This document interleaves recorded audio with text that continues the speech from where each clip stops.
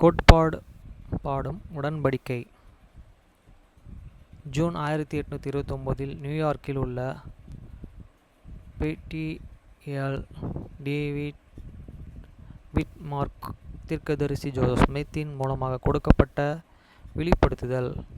மார்மோன் புஸ்தகத்தின் மொழிபெயர்ப்பில் விட்மாரின் குடும்பம் மிகுந்த ஆர்வம் அடைந்தனர்.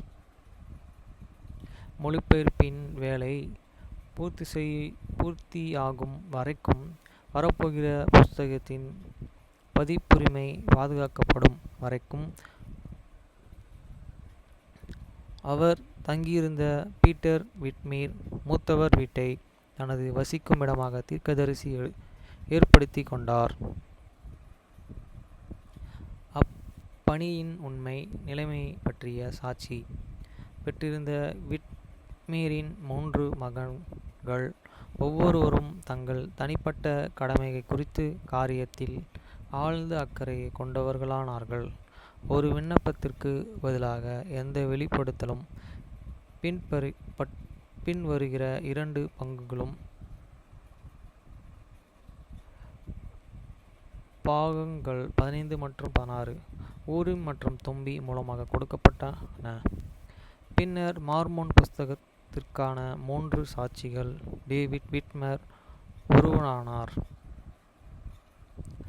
1-6 திராட்சை தோட்டத்தில் பிரயாசப்பட்டவர் இரட்சிப்பை பெறுவார்கள். 7-8 தேவனுடைய வரங்கள் எல்லாவற்றுக்கும் மேலானது நித்திய ஜீவன். 9-11 வானங்களையும் பூமிகளையும் கிறிஸ்து சிருஷ்டித்தார். 1 மனுபுத்திரர்களுக்கு ஒரு பெரிதும் அற்புதமான கிரிகைகளை செய்யும் காலம் வரப்போகிறது.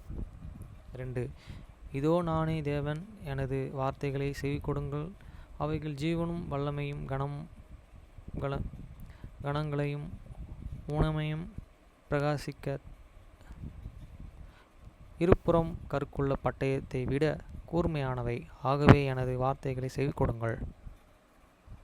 3 இதோ வயல் இப்பொழுதே அறுப்புக்கு விளைந்திருக்கிறது, ஆகவே அறுவடைக்கு வாஞ்சிக்கிறவன் தனது முழு பலத்துடனே அரிவாளை நீட்டி தேவனுடைய ராஜ்யத்தில் தனது ஆத்துமாக்களுக்கான நித்திய இரட்சிப்பைக்காக பாதுகாத்த வைக்கப்படும்படியாக பகல் இருக்கும் வரை அறுவடை செய்ய கடவன். 4 ஆம் தனது அரிவாளை நீட்டி அறுவடையை செய்கிறவன் தேவனாலே அழைக்கப்பட்டவன். 5 ஆகவே என்னிடம் கேட்டால் நீ பெற்றுக்கொள்வாய், நீ தட்டினால் அது உனக்கு திறக்கப்படும். 6 சீயோனை கொண்டு வந்து ஸ்தாபிக்க வகை தேடு, எல்லாவற்றிலும் எனது கட்டளைகளை கைக்கொள்.